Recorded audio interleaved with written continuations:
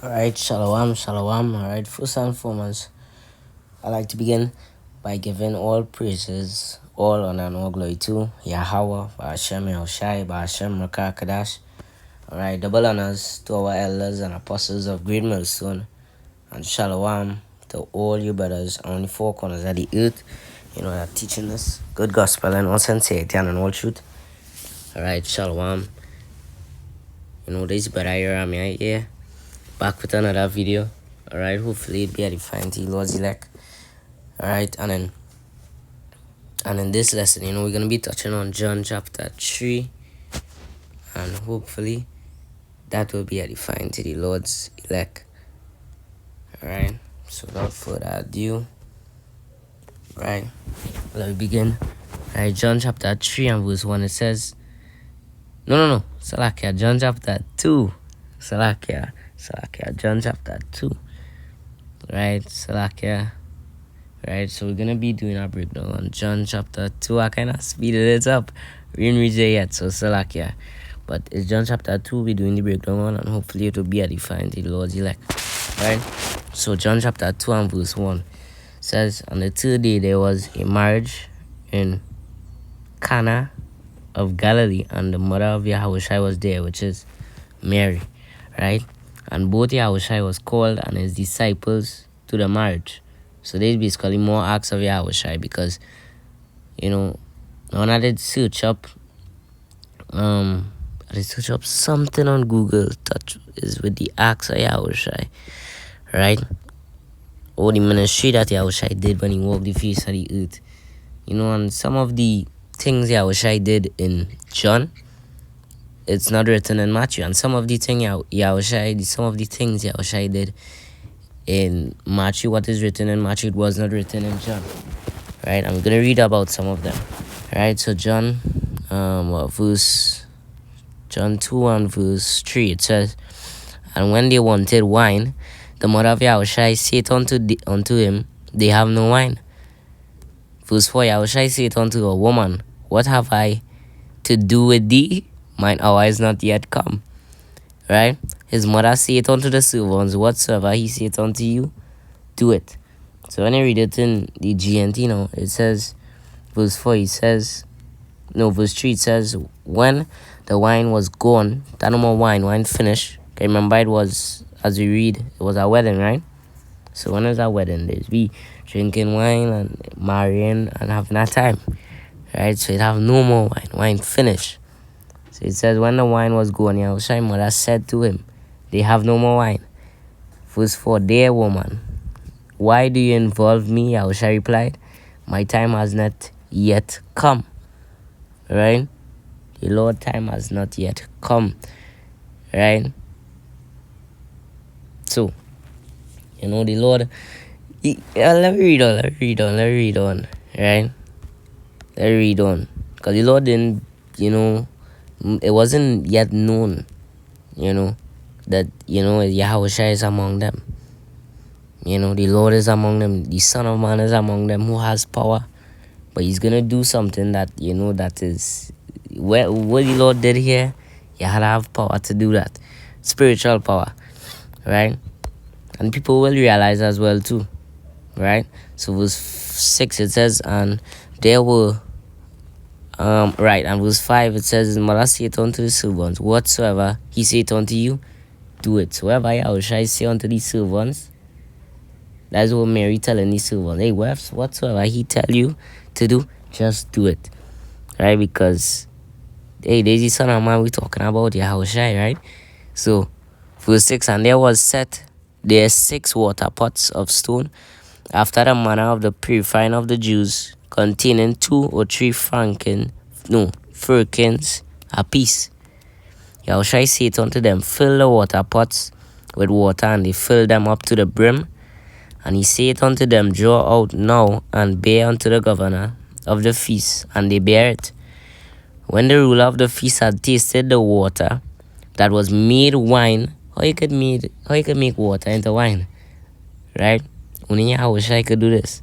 Because we dealing with spiritual power here as well. So the Lord used spiritual power and turned water into wine. The same thing he did,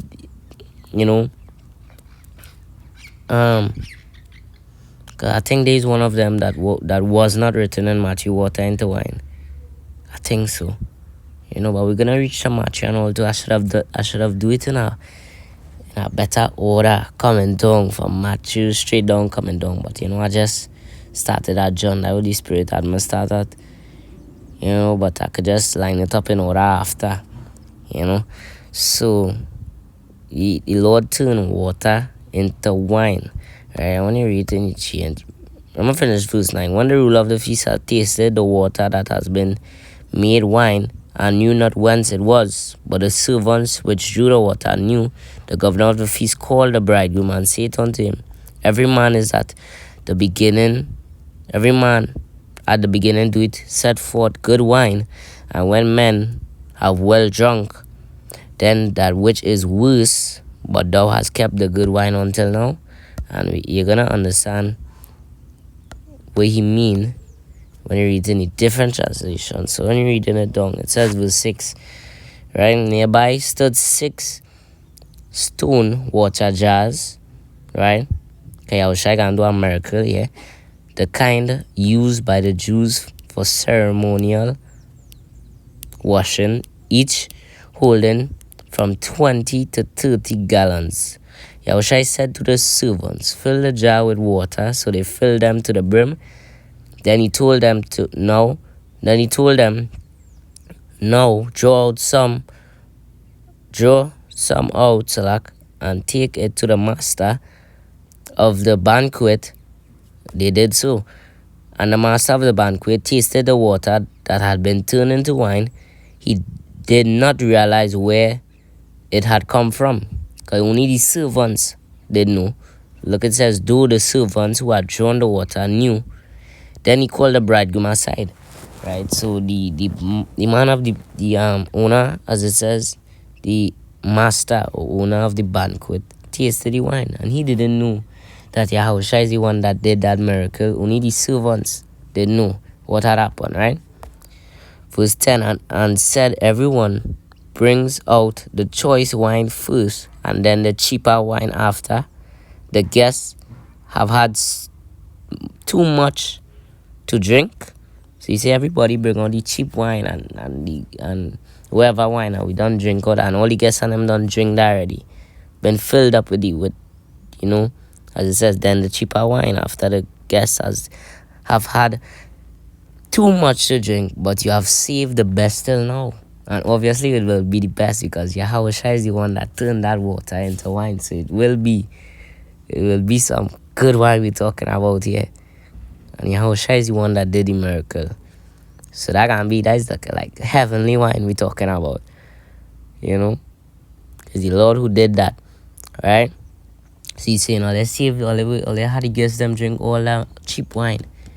Right? And fill them up with the cheap wine and save the best wine until now. After the guests done drink so much already. Right? So verse 11 says, This is the first of his miraculous signs Yahushua performed at Cana in Galilee. He thus revealed his glory, and his disciples put their faith in him. So the Lord was showing forth his spiritual power, showing that he's a God, showing that he's the Lord, the Son of Man. Right? Because people wouldn't believe if the Lord was to watch any of them at the wedding and say, Hey, I could turn water into wine. Them would watch him and laugh at him and laugh him to scorn. Because they wouldn't believe anything like that. They wouldn't believe him if he say, I could fly. They would say, Hey, stop giving him wine. He drinking too much of wine. But they would have had no idea that they're dealing with the Son of Man, which is Yahushua. So Yahushua didn't have to go to them and do all of that. He just do the miracle, perform the miracle, and, they would have believed. Right? Show forth, as it says, reveal his glory. Right? So back over here, verse in the KJV, it says, verse 11, this beginning of miracles did Yahushua in Cana of Galilee, and manifested forth his glory, and his disciples believed on him. Because after you see that, they must believe, right? And after this, he went down to Capernaum. he and his mother and his brethren and his disciples, and they continued there not many days. And the Jews' Passover was at hand, and Yahushua went up to Jerusalem, right? And found in the temple those that sold oxen and sheep and doves, right? And the changers of money sitting. And when he had made a scourge of small cords, he drove them all out the temple, and the sheep and the oxen, and poured out the changers' money, and overthrew the tables, and said unto them that sold doves, Take these hence, make not my father's house an house of merchandise. Now when you read in different translation, you get more understanding, and there's a GNT by the way again. So it says verse 12, it says, After this he went down to Capernaum with his mother and brothers and his disciples. There they stayed for a few days.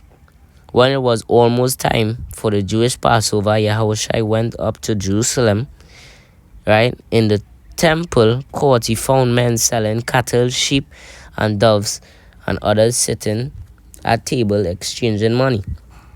So he made a whip out of cords and drove all from the temple area, both sheep and cattle. He scattered the coins of the money changers and overturned their table.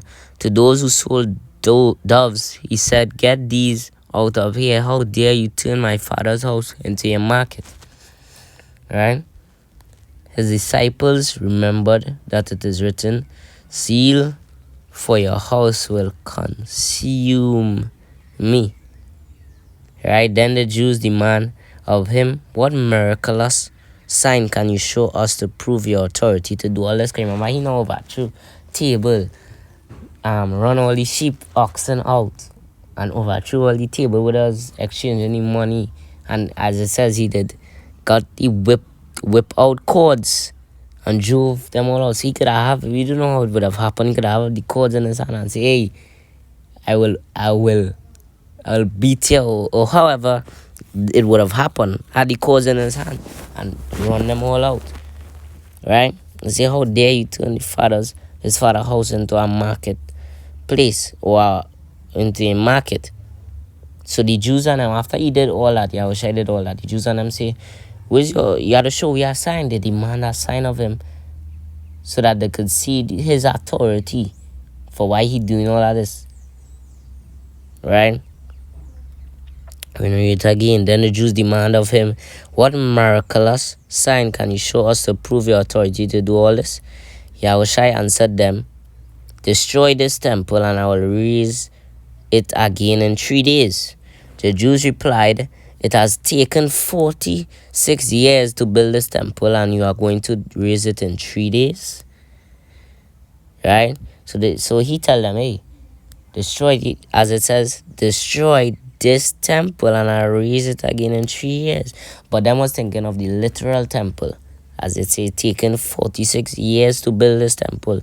So them saying, hey, it take 46 years to build this temple, and you trying to tell we you can build that back in 3 days? Now we didn't believe that. But he was not talking about that temple. He was talking about his temple, the body, his body, Yahushua, his body. Verse 21, but the temple he had spoken of was his body. And this was written as well in I think it's Matthew 12. Matthew 20. Well, let me go to that because it was written in Matthew. Something similar, way similar. Right? Matthew 24. No, 25 or 26. Matthew 26 and verse. Because there was blaspheming on him. They say he said he would have destroyed the temple and built it back in 3 days, but he was not talking about that temple, right? Matthew 26 and verse.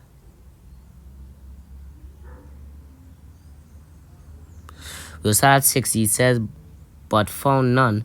Yea, though many false witnesses came, yet found they none. At the last came 2 false witnesses, and said, This fellow said, I am able to destroy the temple of Yahweh and to build it in 3 days. And the high priest arose and said unto him, Answerest thou nothing? What is it which these witnesses have against thee? But Yahushua held his peace. And the high priest answered and said unto him, I adjure thee by the living power that thou tell us whether thou be the anointed, or Mashiach, the son of Yahweh. And Yahushua said unto him, Thou hast said, nevertheless, I say unto you hereafter, you shall see the Son of Man sitting on the right hand of power and coming in the clouds of heaven. Right? Then the high priest rent his clothes, saying, He had spoken blasphemy. What further need have we of witnesses? Behold, now ye have heard this blasphemy. What think ye? They answered and said, He is guilty of death, because I wanted to crucify the Lord. So there came all false witnesses came against him, with all kind of false witnesses, all kind of false reports. Then they did spit in his face and buffeted him, and others smote him with the palm of their hands, saying, Prophesy unto us, thou anointed, who is he that smote thee? Right? But that's the point. Right? But that's the part I wanted there. Right? We say, and a fellow said, he said, the fellow said that Yahushua said he is able to destroy the temple of Yahweh, and the temple of Yahweh is Yahushua. But it's, they being fools and lack of understanding, thinking of the literal temple. But none knew he was talking about himself, the body of it, his body, Salakia, which is, we talking about Yahushua. He's the temple of Yahweh. His body he was talking about. Right? But they have lack of understanding, taking it for the literal temple. And that's the same thing what was going on in John. Well, not the same thing, but it was, it's the same thing, right? Same thing that was spoken of, Yahushua was talking about his body, right? So, them was taking it for the literal, when you read it, it says, Yahushua answered and said unto them, Destroy this temple, and in 3 days I will raise it up. And then said the Jews, 46 years this temple in building, and will thou rear it up in 3 days, which means to build it up in 3 days. But he spake of the body of he spake of the temple of his body, and that's what Yahushua was speaking of. So them was lacking understanding and didn't understand the parable which he was speaking about. They say it takes it taken 46 years to build this temple, and you trying to tell me that you can destroy it and build it again in 3 days? But he was talking about his body. So when we continue on verse 22, it says, When therefore he was risen from the dead, his disciples remembered that he said unto them, They believed the scripture and the word which Yahushua had said. Now was he in Jerusalem at the Passover in the feast day. Many believed in his name when they saw the miracles which he did. But Yahushua did not commit himself unto them, because he knew all men, and needed not that any should testify of man, for he knew what was in man. This Yahushua we talking about, so he could read their minds. He know their heart, what they think in their heart. Right? And I sure about it that it's written in Matthew. Somewhere in Matthew is written, I know what thou thinkest in. No, Salakia. I don't want to butcher the scripture or add anything to the scripture. Right? But hey, is Yahushua we talking about? He would have said, I know what thou thinkest in thy heart, or think in thy heart. Right? I think it's written in Matthew. I really can't remember it. Right? But when you read it here in the GNT, it says, so like verse 22, after he was raised from the dead, his disciples recalled what he had said. Then they believed the scripture and the words that Yahushua had spoken. Now while he was in Jerusalem at the Passover feast, many people saw the miracle signs he was doing and believed in his name. Right? But Yahushua would not entrust himself to them, for he knew all men.